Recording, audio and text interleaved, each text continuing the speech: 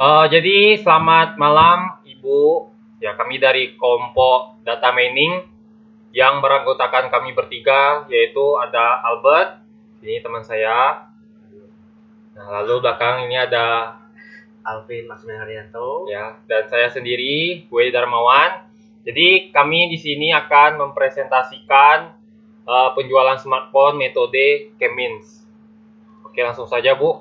Nah, di sini ada contoh kasusnya. Nah, Ibu bisa lihat sendiri. Jadi kami sudah menginput beberapa stok HP yang sudah kami list.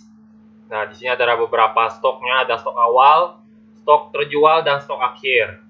Nah, di sini Ibu bisa perhatikan. Oke. Nah, selanjutnya apa itu metode Kemis akan dijelaskan dengan teman saya, Alvin. sebelum masuk ke kasus, saya akan menjelaskan apa itu metode Kemis. Jadi Kemis itu merupakan salah satu algoritma clustering. Jadi tujuan algoritma ini yaitu untuk membagi data dan menjadi beberapa kelompok. Algoritma ini menerima masukan berupa data tanpa label kelas. Jadi mengapa menggunakan metode Kemis? Karena dengan menggunakan metode Kemis, implementasi akan lebih mudah dilakukan dan dijalankan. Dan waktu yang dibutuhkan untuk menjalankan pembelajaran ini relatif cepat dan mudah untuk diadaptasi. Nah, tapi ada kekurangan juga. Kekurangan metode Kemis ini adalah sebelum algoritma dijalankan, K buat titik dianalisis secara random sehingga pengelompokan data yang dihasilkan dapat berbeda-beda. Dan juga dapat terjebak dalam masalah yang disebut curse of dimensionality. Dan terakhir tuh kekurangannya jika hanya terdapat beberapa titik sampel data, maka cukup mudah untuk menghitung dan mencari titik terdekat dengan titik yang diinisialisasi secara random. Namun jika terdapat banyak sekali titik data, misalnya 1 miliar buah data, maka perhitungan dan pencarian titik terdekat akan membutuhkan waktu yang lama. Oke. Nah, jadi pertama-tama itu guys, gua itu melakukan analisis manual dengan menggunakan Excel. Nah, yang pertama kita itu akan menentukan jarak penentuan inisial pusat klaster. Nah, misalkan jumlah klasternya itu ada 3 buah, maka K-nya itu sama dengan 3. Nah, lalu kita harus memilih pusat klasternya itu secara random. Di sini saya memilih C1-nya itu HP12. Nah, maka kita bisa lihat di sini kode HP12 itu kan Vivo Y. Nih, nah, yang kedua itu HP8. Yang ini, yang ketiga itu C3-nya HP06 itu ada Samsung A71. Nah, lalu yang kedua itu kita bakalan menentukan cluster. Nah, kita akan melakukan penentuan cluster itu, dapatlah hasil clusternya 3 ekor nih. C1 itu ada HP yang ini sesuai kode ya, HP04, 07, 11, 12. Yang C2-nya itu HP01, 02, 05, 8, 10, 13. Nah, yang C3 ini 3, 6, 9, 14, dan 15. Next. Nah, itu tadi itu proses pertama. Nah, ini proses keduanya. Sama seperti tadi, kalau sudah dapat hasil itu tetap ditentuin lagi klasternya. C1, C2, C3-nya. Nah, ini kalau sudah, maka hasil klasternya yang pertama itu kelompok HP1 terdiri dari Redmi 8A Pro, iPhone XS, Vivo Y19, dan Vivo Y11 itu merupakan smartphone yang stoknya itu cukup. Jadi HP1 ini kita dapatnya itu dari C1 ini teman-teman. Nah, misalnya Redmi 8A Pro kan dapatnya nih di HP04. Nah, iPhone XS ini kan kita dapat dari yang ini HP07. Nah, yang kedua itu yang HP2 itu terdiri dari Samsung S20 Ultra, A7 2018, Redmi Note 8, iPhone X, Vivo Y12, dan Vivo Y50 yang stoknya itu sedikit menurut analisis dari Excel nih. Nah, yang kelompok HP3 itu terdiri dari Samsung A51, A71, Vivo Y30, Samsung S10 Lite, dan Samsung Note 10 merupakan smartphone yang stoknya itu sangat banyak. Jadi HP123 ini dapatnya dari sinilah, C1, C2, C3. Nah, jadi berikut adalah analisis program dengan Rapid Miner yang sudah kami buat. Jadi di sini kita lihat ada format filenya. Nah, kita bisa lihat nih format filenya. Dan kita ingat kita harus ganti dengan CSV format filenya di Excel. Nah, di sini ada keterangannya, kita bisa lihat sendiri. Nih keterangannya. Oke. Selanjutnya Nah, Maksi. Nah, saya akan menjelaskan apa itu tuh Rapid Miner. Jadi Rapid Miner sendiri adalah sebuah platform perangkat lunak ilmu data yang dikembangkan oleh perusahaan bernama sama dengan yang menyediakan lingkungan terintegrasi untuk persiapan data pembelajaran mesin, pembelajaran dalam, pengembangan teks, dan analisis prediktif. Hal ini digunakan untuk bisnis dan komersial, juga untuk penelitian, pendidikan, pelatihan, rapid prototyping, dan pengembangan aplikasi, serta mendukung semua langkah dalam proses pembelajaran mesin, termasuk persiapan data, hasil visualisasi, validasi model, dan optimasi. Oke, di sini mengapa menggunakan tools Rapid Miner? Jadi, ya tidak perlu dipertanyakan lagi karena Rapid Miner ini adalah merupakan aplikasi data mining yang sudah berbasis sistem open source dunia yang terkemuka dan ternama. Nah, di sini kita lihat ada ribuan aplikasi Rapid Miner yang lebih dari 40 negara yang memberikan pengguna mereka yang bisa dibilang keunggulannya itu sangat kompetitif. Solusi yang diusung antara lain adalah di sini ada 3 kita lihat.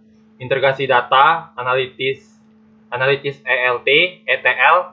Yang ketiga adalah data analisis dan pelaporan dalam satu site tunggal. Oke, jadi next.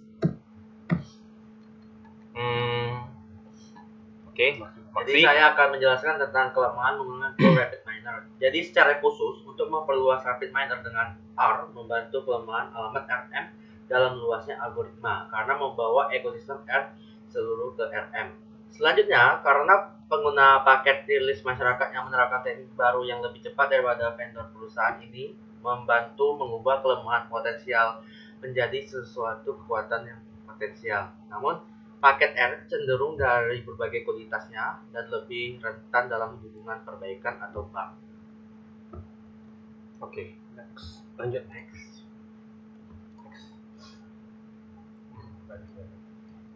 Oke, jadi di sini kita akan masuk ke dalam aplikasi Rapid Miner. Nah, di sini kita lihat nih ada instruksinya, kita ikutin sesuai format. Nah, setelah kita save data Excel-nya, nah di sini kita buka aplikasinya. Oke, kita buka aplikasinya, lalu kita import datanya untuk menampilkan data soal yang sudah kita buat tadi. Nah, secara tidak langsung akan muncul tampilan sebagai berikut.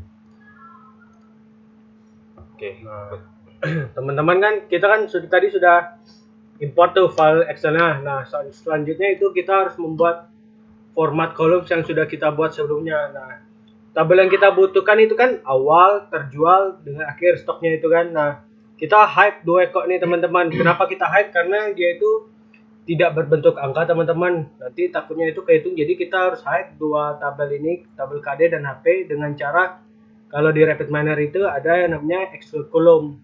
Nah, jadi kita hide. Next.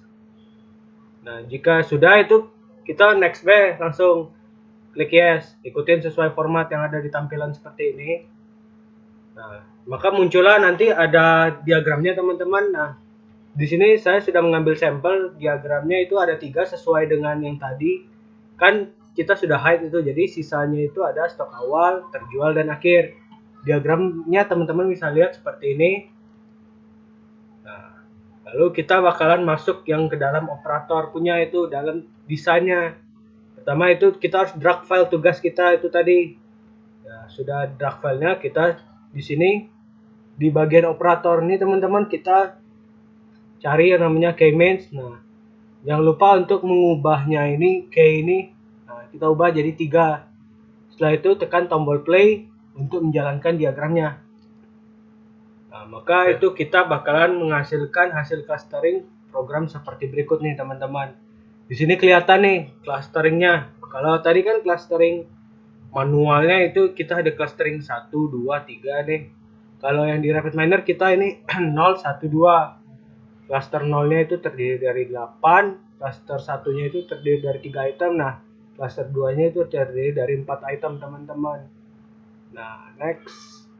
Nah, hasil selanjutnya itu dia ada berupa results-nya itu seperti ini teman-teman. Jadi kelihatan cluster modelnya itu seperti ini. Nah, lalu contoh clusternya itu juga seperti ini teman-teman. Klaster stok awal, terjual, stok akhir. Jadi inti dari presentasi kita terdapat perbandingan antara klaster manual pakai Excel dengan klaster program menggunakan RapidMiner. Nah, klaster manual ini kan hasil C1-nya aja dengan yang program itu berbeda teman-teman. Klaster C1, C2, C3 yang program ini kan klaster 0, 1, 2. Jadi hasilnya itu berbeda. Misalnya nih klaster C1 di manual kan kita bisa lihat nih. Misalnya ambil basic kok contohnya Redmi A8A Pro. Nah, kalau klaster 1 di program itu kita dapatnya itu yang berbeda 3. Jadi kesimpulan dari presentasi kali ini bahwa clustering manual dan program itu hasilnya berbeda seperti tampilan yang telah kami tampilkan. Oke. Ya, jadi sekian dari presentasi kelompok kami. Ya, jika ada kata-kata atau pembawaan kami yang salah, ya kami mohon maaf. Dan sekian dari kelompok kami. Terima kasih.